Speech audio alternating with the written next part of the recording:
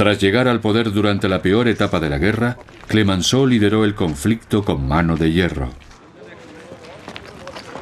Apodado El Tigre, solo quiere una cosa: humillar a Alemania y hacer que el país pague una compensación por la devastación infligida en Francia.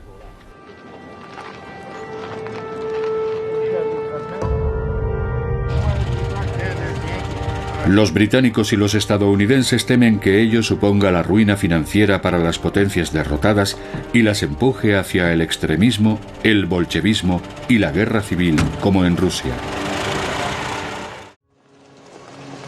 Pero los alemanes confían en Wilson. Su doctrina les parece moderada y debería permitirles conservar su territorio. Los alemanes le temen sobre todo a Clemenceau.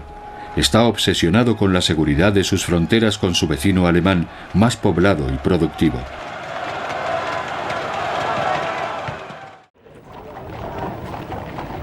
Para Lloyd George y Clemenceau, la prioridad era suprimir la capacidad de Alemania para hacer la guerra.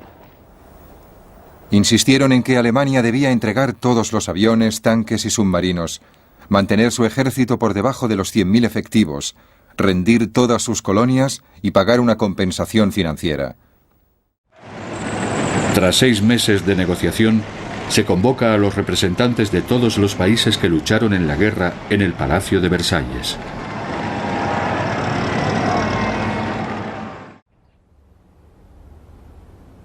Los 4 grandes no iniciaron las conversaciones con la idea de culpar a Alemania de la guerra. Pero cuando se dieron cuenta de lo que ésta había costado, buscaron a alguien que corriera con los gastos.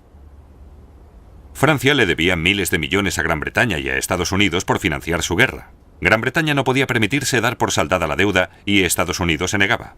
Por ello, los aliados señalaron a Alemania. Pero solo podía obligársele a pagar si aceptaba la culpabilidad de la guerra. Los aliados incluyeron una cláusula culpando a Alemania. Alemania acepta la responsabilidad de Alemania y sus aliados por causar todas las pérdidas y daños a los que han sido sujetos los aliados y gobiernos asociados, así como sus nacionales, como consecuencia de la guerra impuesta a ellos por la agresión de Alemania y sus aliados.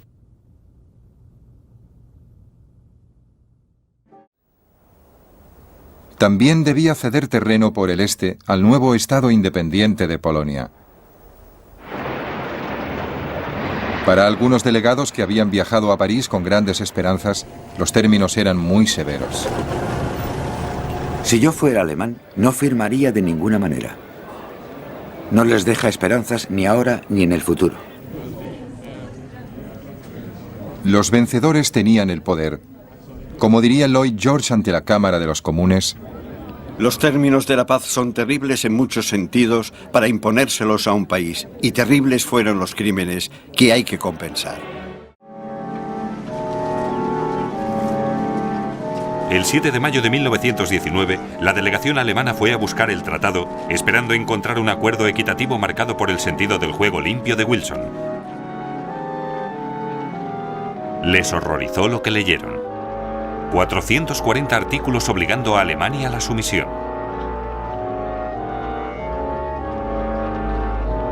Los alemanes protestaron tan vehementemente, especialmente contra el requisito de aceptar la culpa de la guerra, que Lloyd George se preguntaba si los aliados habían ido demasiado lejos. Un miembro de su propia delegación, el conocido economista John Maynard Keynes, lo criticaba abiertamente. Él creía que obligar a Alemania a pagar las compensaciones podría arruinar a Europa política y económicamente. La política de reducir a la servidumbre a Alemania durante una generación, degradando la vida de millones de seres humanos, es aborrecible y detestable.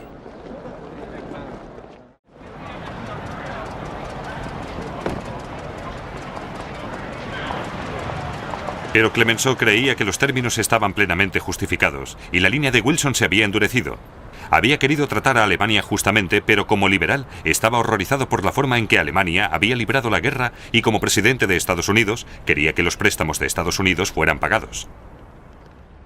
Es bueno que los términos sean tan duros para que Alemania sepa lo que significa una guerra injusta. Si los alemanes se niegan a firmar, debemos reiniciar la guerra.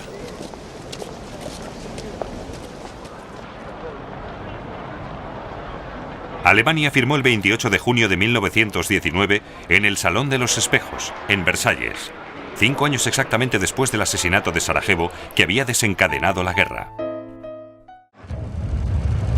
28 de junio de 1919. No se trata de una fecha al azar, es un funesto aniversario. Exactamente 5 años antes, el 28 de junio de 1914, el príncipe heredero austríaco fue asesinado en Sarajevo. Aquel fue el detonante de la Primera Guerra Mundial. El escenario tiene un carácter simbólico, y no solo para los franceses. Fue aquí donde en 1871 se proclamó el Imperio Alemán tras la derrota de Francia en la Guerra Franco-Prusiana. Y el mundo fue testigo del afloramiento del poder de Alemania. El deseo de venganza explica también la decisión de Clemenceau de ordenar que se dispongan 4 guelcassés, o caras mutiladas, a la entrada cuando lleguen los delegados alemanes.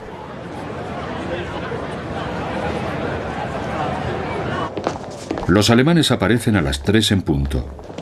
Les conceden solo unos minutos para firmar. El tratado se coloca sobre esta mesa en el centro de la Galería de los Espejos. El ejército alemán se limitará a 100.000 hombres y se quedará sin apoyo aéreo ni artillería pesada. Alemania perderá sus colonias y su flota naval se verá reducida. Pero lo más importante es que deberá pagar una compensación descomunal para la época, el equivalente a 600.000 millones de dólares. Alemania pierde el 10% de su territorio. Para contenerla por el este, los aliados quieren resucitar Polonia, dividida en el siglo XVIII, y darle acceso al mar Báltico, dividiendo así a Alemania en 2. Un movimiento absurdo y peligroso que hará imposible una paz duradera. Son las 3:15. Se acaba de firmar el Tratado de Versalles.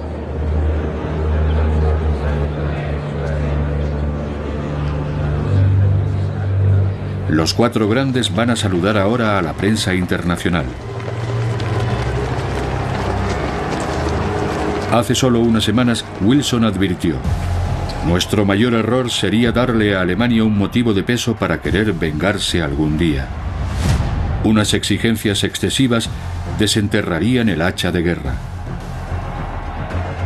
Pero Clemenceau no está de acuerdo. Seguro de sí mismo declara: Alemania nos las pagará. Aunque está agotado. Y añade: librar la guerra fue más fácil que lograr la paz. Los términos de Versalles dejaron a algunos alemanes, como el futuro nazi Rudolf Hess, carcomidos por el resentimiento, con consecuencias desastrosas. Lo único que me mantiene con vida es esperar el día de la venganza, por muy lejano que éste pueda estar. Me pregunto si viviré para verlo.